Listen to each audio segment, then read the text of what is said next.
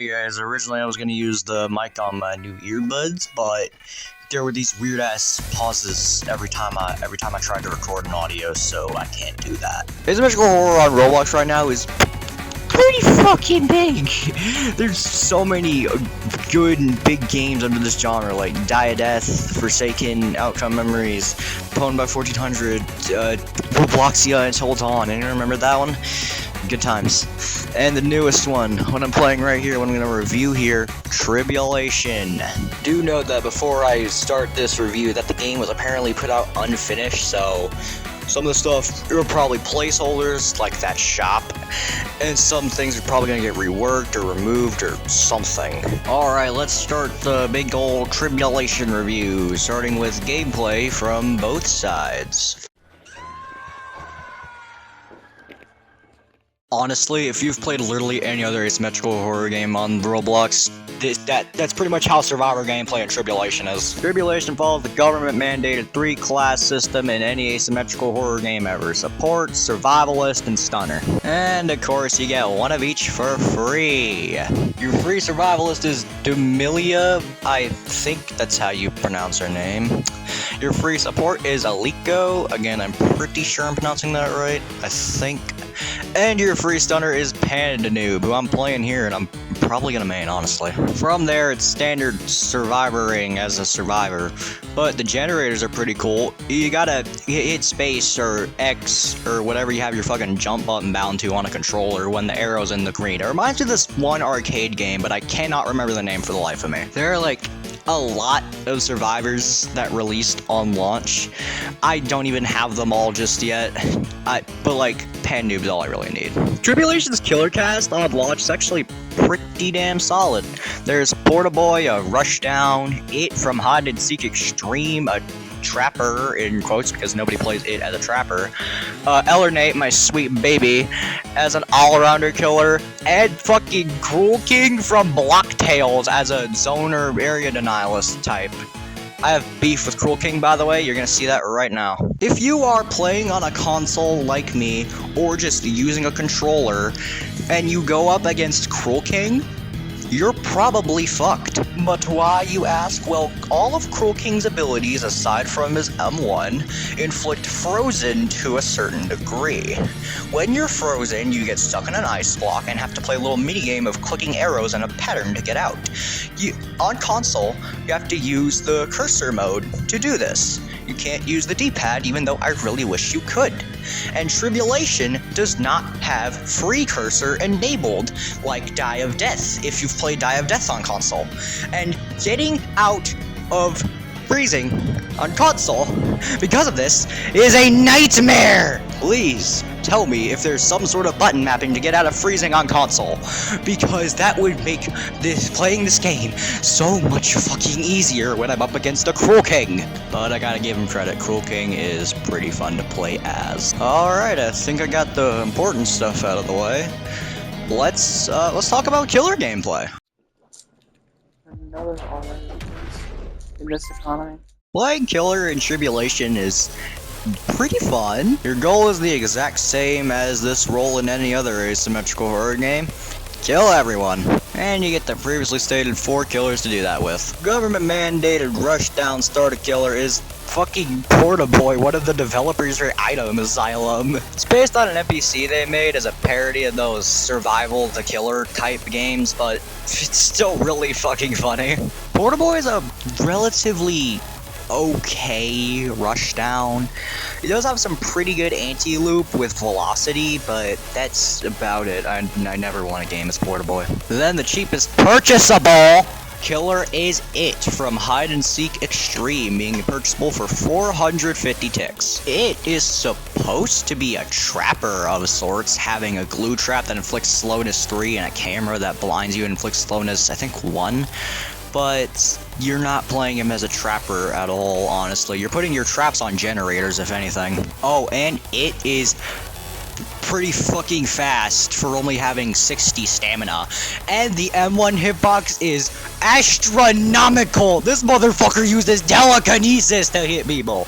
It's getting nerfed next update, so we don't have to worry about that though. Now onto my sweet baby and my main Elernate. Elernate is purchasable for 920 ticks and has 5 abilities. I think the most out of any killer. We'll count the M1 as ability, but still. Wall Hack is a bog standard detection move. Fire Blast is a fireball with a splash hitbox. Adware does nothing, honestly. And Data Wipe is very fun because you can steal people's max stamina with it. Quick tip, use Data Wipe at the start of the round so you get more stamina, because Elernate at base has only 80 stamina, which isn't too much. Also, Elernate's model uses UGC. I've never seen any other ASIM killer model use UGC. This is news to me. And lastly, Cruel King, being available for 1k. I haven't played a lot of Cruel King, so I can't really comment on this, because I haven't played much Cruel King. I already said that, but I don't care. These are unscripted anyways. Cruel King's very fun to play, as I said before. The freezing is going to get you pretty much all your kills, by the way. Damn, I used up my entire gameplay footage talking about killer gameplay. Let's get into some more miscellaneous gameplay elements that I can't fit into the other sections. Unless Caleb doesn't have an Elernate skin. This segment is just going to be a bunch of other miscellaneous gameplay additions that I couldn't fit into the other gameplay sections. There are a shit ton of crossover. I say that in air quotes because of the next segment. There's a lot of those skins in the game. What I'm playing right now, Aubrey, Pad Noob, and a JX1 It skin to go along with it. Slacker from fucking Break It and Steal Things, fuck that game by the way, is here also as an It skin. Cool Kid 1X are Elernate skins. And fucking RA Archives references in Big 2025, because Creators Violent Executor and Anomaly 28 are Elernate skins as well. Border Boy has Jeff the Killer and Cool Killer in elite lineup, by the way. It has a fucking circle thing with arms and legs as a skin. I don't know who would buy that. Cruel King has an animation versus animator reference as a skin. That one's peak, by the way. There's also an emote referencing that. Speaking of emotes, there's a couple emotes. You do not buy these immediately though. Save up for Elernate. They're pretty simple, bog standard emotes. There is I guess the first version of what would probably eventually become Forsaken's the prank emote. It's a lot rougher in animation standards compared to the Forsaken version, but it's still great. Back to funny skins. Sharpshooter has a Gunslinger civilian skin, and Chance Forsaken as a skin. That's getting removed, I think, because it's not gonna do well with Sharpshooter's upcoming rework. Speaking of Diet, I think Porter Boy has a Pursuer skin. I don't know, I haven't checked Porter Boy skins in a little bit. And every killer except for Elernate has a Yourself skin.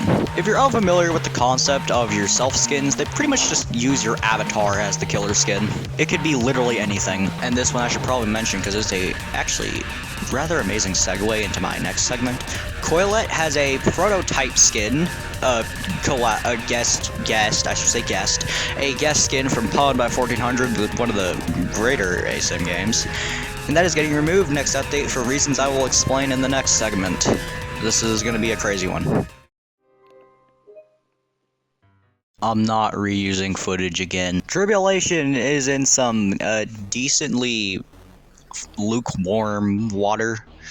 That's the best way I can put it, because there's some concerning things in the game. Aside from the odd use of UGC on base Elernate, Prototype Coilette was added without permission from Pone's dev team, and it was requested that Prototype be removed.